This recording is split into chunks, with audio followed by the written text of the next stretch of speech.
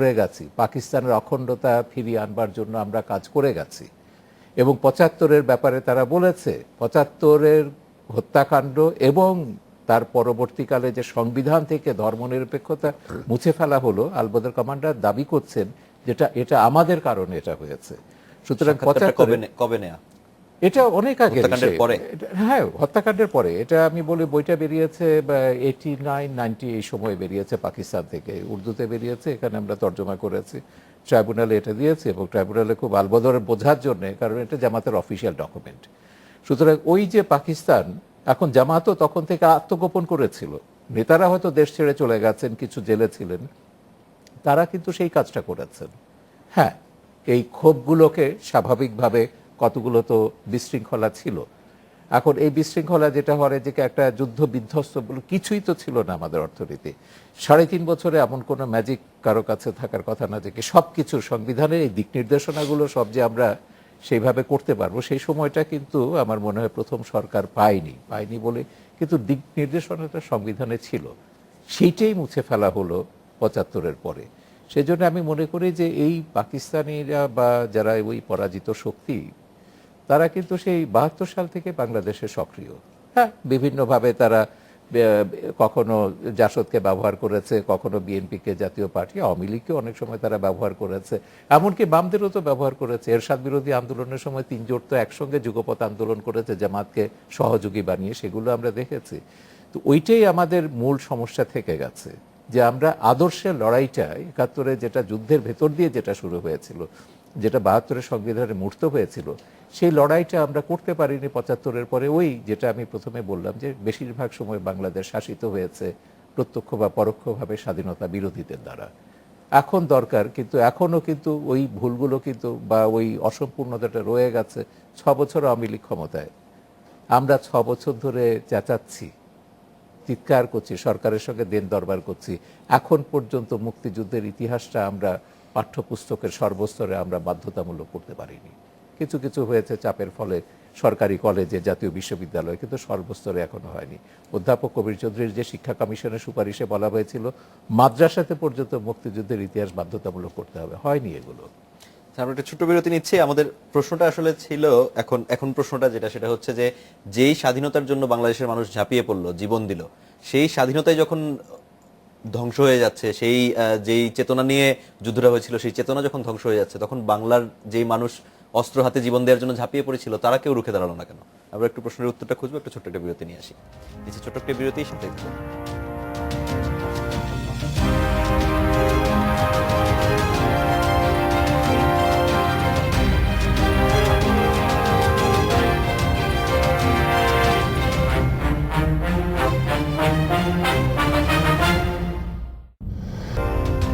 স্বাগত আরেকবার, দেখছেন বাংলাদেশ এখন। রেজা ভাইয়ের কাছে চলে যাই। আমরা বিরতির আগে প্রশ্নটি তুলেছিলাম যে জনগণ কেন রুখে দাঁড়ালো না?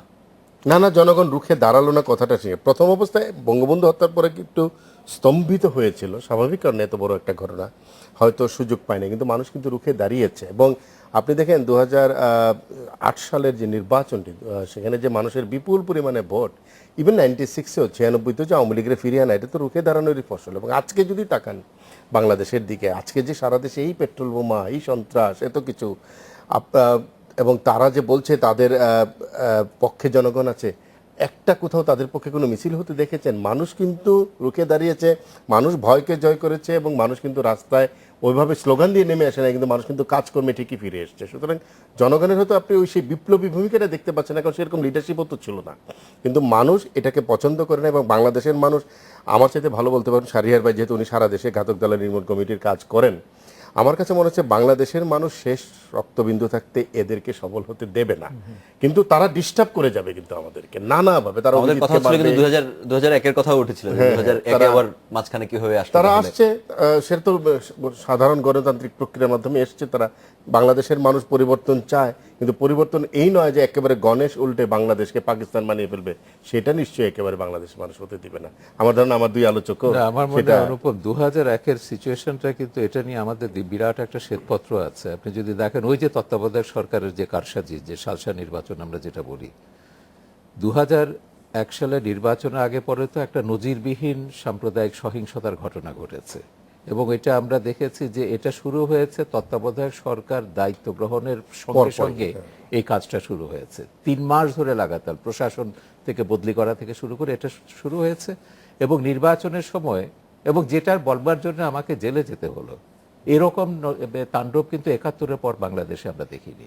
তো ওই রকম একটা ভীতিকর পরিস্থিতি তৈরি করা হয়েছে এবং নানা রকমের কারচুপি হয়েছে, কিন্তু আওয়ামী লীগ নির্বাচন মেনে নিয়েছিল এবং সেখানে যেটা হয়তো যতটা মার্জিনে আওয়ামী লীগ হেরেছে হয়তো আওয়ামী লীগ হারতো, অতটা মার্জিনে হয়তো হারতো না। কিন্তু আমাদের যেটা দেখার বিষয় হচ্ছে যে মানুষের কথা যখন আপনি বলছেন, রাজনৈতিক দলগুলো, আমি সবসময় বলি যে রাজনৈতিক দলগুলো বিভিন্ন সময় স্বাধীনতা বিরোধীদেরকে ছাড় দিয়েছে, উপেক্ষা করেছে বা আপোষ করেছে। বাংলাদেশের মানুষ কখনো ছাড় দেয়নি। ওই যে 75-এর কথা বললেন, হ্যাঁ 75-এ যেটা বিভ্রান্তির একটা তো কারণ ছিল যে কি সরকারকে তো তাদের মনে হচ্ছে এটা আওয়ামী লীগের কন্টিনিউটি, তারা ভেবেছে এই সরকারই আওয়ামী লীগ বঙ্গবন্ধু হত্যার বিচার করবে, এগুলো করবে। কিন্তু যখন জিয়াউর রহমান সামনে এলো তখন পুরো জিনিসটা তো ধরা পড়লো। প্রতিবাদ তখন থেকে হয়েছে, কিন্তু সময় লেগেছে এটা 96 পর্যন্ত। কিন্তু জাহানারা ইমামের আন্দোলন দেখুন 92 সালে যখন শুরু হলো, সেটা তো এই সিভিল সোসাইটির তো প্রতিক্রিয়া যে এই স্বাধীনতা বিরোধীদের এই উত্থানটা, এইটা বাংলাদেশে সাধারণ মানুষ কখনো গ্রহণ করে না। হলে জাহানারা ইমামের মতন একজন গৃহবধূ লেখিকা, তার পক্ষে এই যে এরকম একটা আন্দোলন গড়ে তোলা, এটা তো সম্ভব ছিল না। মানুষের ক্ষোভটাই ছিল, অংশগ্রহণ ছিল মানুষের, বড় অংশগ্রহণ ছিল তেঁতুলিয়া থেকে টেকনাফ পর্যন্ত। এবং 2008 সালে আপনি কি মনে করেন বিজয় এটা আওয়ামী লীগের বিজয়? সারা দেশের মানুষ চেয়েছে যে এই ঘাতকদের, যুদ্ধাপরাধীদের বিচার হোক, এদের রাজনীতি থেকে। গণজাগরণ মঞ্চের মাধ্যমে মনে হয় কিছুটা প্রমাণিত হয়েছে। না, গণজাগরণ 2008-এ ছিল না, সেটা হচ্ছে যুদ্ধাপরাধী বিচারের বিশাল ভূমিকা। তো সেটাও কিন্তু একটা দিক, যারা মুক্তিযুদ্ধ দেখেনি, এমনকি জাহানারা ইমামকেও দেখেনি, তারা স্লোগান দিচ্ছে 2013 সালে আমরা জাহানারা ইমামের আন্দোলনের সন্তান, আমরা মুক্তিযুদ্ধের চেতনার সন্তান। সেটি আমরা বলছি যে এই বাংলাদেশের মানুষ কখনো সাময়িক হয়তো পশ্চাদপসরণ দেখবে, ইতিহাসে বহু ঘটেছে, কিন্তু সব সময় ইতিহাসের চাকা পেছনে ঘোরে না, এমন কোনো নজির নেই আমাদের। দীপুর কাছে যদি একটু যাই, যে 7ই মার্চ আমাদের যে স্বপ্ন দেখিয়েছিল, যেটা আমরা পরে 16ই ডিসেম্বর একেবারে পূর্ণতা পেল, সেই এখন কি বর্তমানে বাংলাদেশে যে রাজনৈতিক দলগুলো রাজনীতি করছে, জনগণের আশা আকাঙ্ক্ষার প্রতিফলন ঘটানোর কথা বলছে, সেই প্রতিফলন কি তারা ঘটাতে পেরেছে? এখানে দুটি বিষয় আমি দেখেন, একটা খুব মানে ছোট্ট করে উদাহরণ দিলাম আপনার। এখানে আমি অনেক ভালো ভালো কথা বললাম, কিন্তু যাওয়ার সময় আমি অনুষ্ঠানে আপনার কর্মীদের সাথে আমি খারাপ ব্যবহার করলাম, তাহলে কিন্তু এই পুরো বিষয়টাই কিন্তু নস্যাৎ হয়ে যায়।